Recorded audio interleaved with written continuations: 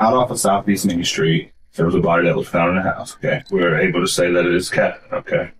I'm so sorry for your loss, sir. This is 28-year-old John Blauvelt, who learned his missing wife had been found inside a deserted house, viciously killed and encircled by eerie occult symbols. Yet he carried a dark secret he could not reveal to the interviewer that day. I wipe her down. Drawing on his military training, he executed an almost flawless killing that left investigators trailing him for years. By the time authorities finally started closing in, John had already vanished, settling in another state, living under a new identity, fleeing with his 17-year-old girlfriend, and appearing to escape justice indefinitely without a trace. This defies any kind of logic that I have experienced in my 62 years on this earth. We know more than you think we do. What if I told you that your cell phone did ping somewhere other than where you say you were? At 2:15 p.m. on October 24th, 2016, 22-year-old Katie Blauvelt is seen on CCTV inside her workplace as her shift is nearing its end. She plans to meet her mother at 3 p.m. later that day. After leaving work, she calls her mother and even takes a selfie, not realizing it will be the final photo she ever captures. Shortly afterward, her phone registers a last known location, and then Katie vanishes without any trace. 5 hours go by. It is now 7 p.m., and Katie never shows up for dinner with her mother. Growing increasingly worried, her mother and other family members repeatedly try to call her, but her phone is unreachable. At 7:48 p.m., her mother officially reports her missing. Police officers, along with friends and relatives, quickly organize a search effort that begins immediately. However, investigators are left with a crucial 5-hour gap in the timeline, a mystery they will spend months attempting to unravel.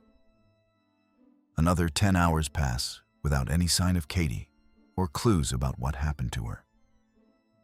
Then, at 12:33 a.m., authorities receive a shocking call. One of Katie's friends reports that he has discovered her body inside an abandoned house hidden deep within a nearby forest. Simpsonville 911, what's the location of your emergency?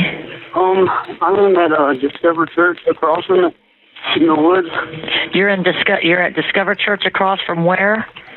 In the woods across from it. I was worried about my friend, Katie, and she went missing. She's been missing for a while now, and we came in this house that we used to all hang out in, and she's not alive. Emergency responders and police quickly rushed to the location, an abandoned house hidden deep within the woods. When officers arrived, they noticed strange graffiti covering the walls, including what appeared to be satanic symbols.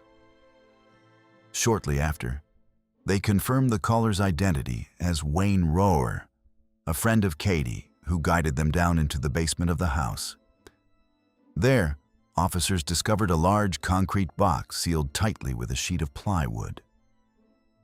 Once they pried the cover open, they were confronted with a horrifying scene.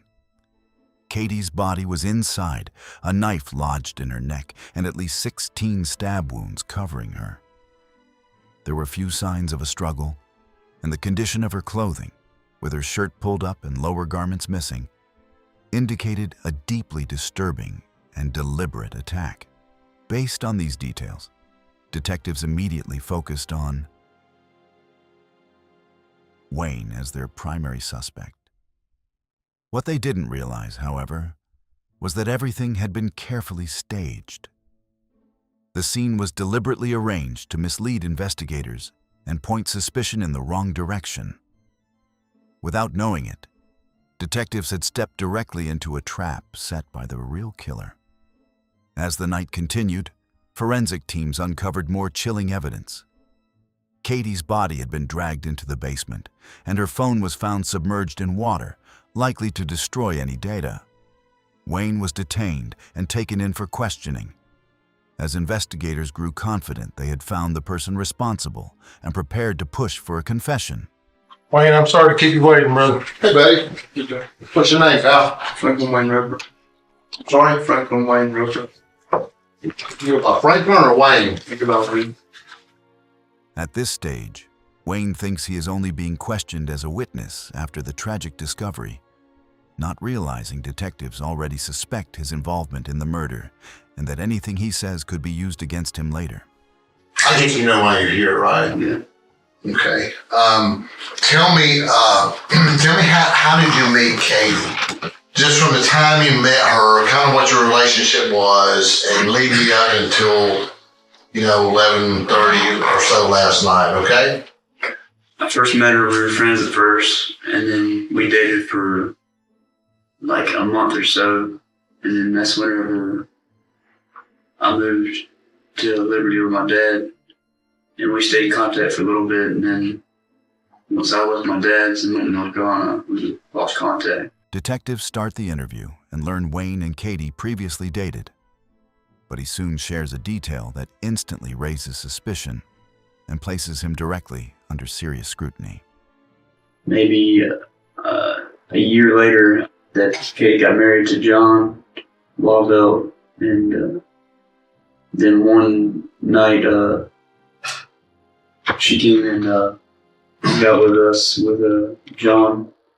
It was the first time I've seen her since I moved, and since then John offered me to move in with them as a roommate, being $200 a month. And I took it up. It was a good deal.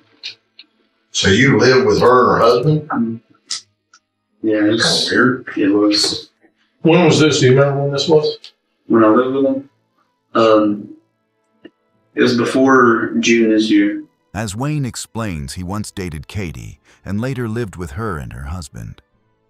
Detectives find another motive to suspect him: jealousy.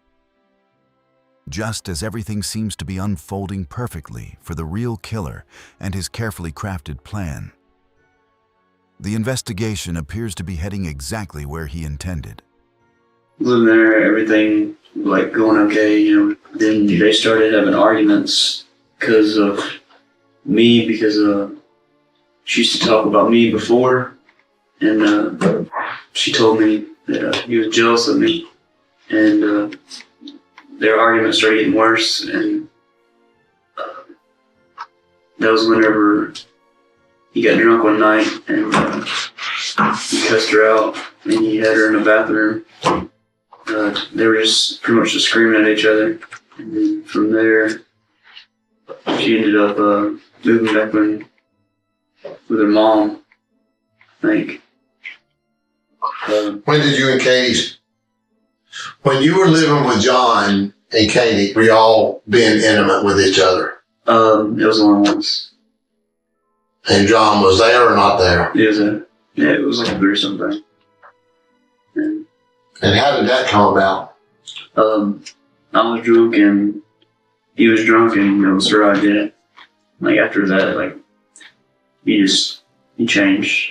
If Wayne's statements about John's aggressive actions are accurate, they could redirect attention toward John.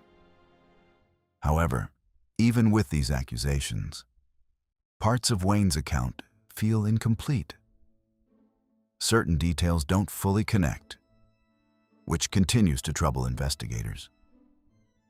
Before this questioning even began, officers had already uncovered important facts.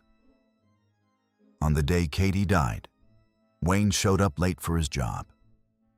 He also admitted that he had walked near the empty house around the same time Katie went missing. Even more concerning, while he was at work, Wayne suspected that Katie could be inside that very building. Despite this thought, he did not inform the police right away. Instead, he waited until later, went to the location himself, and only after that contacted authorities. These actions placed Wayne directly under suspicion and drew intense focus from investigators. Without realizing it, this also pulled them closer to a dangerous mistake. As the interview continues, the situation takes a chilling turn, with detectives moving closer to pressuring an innocent person into admitting to a crime he did not commit.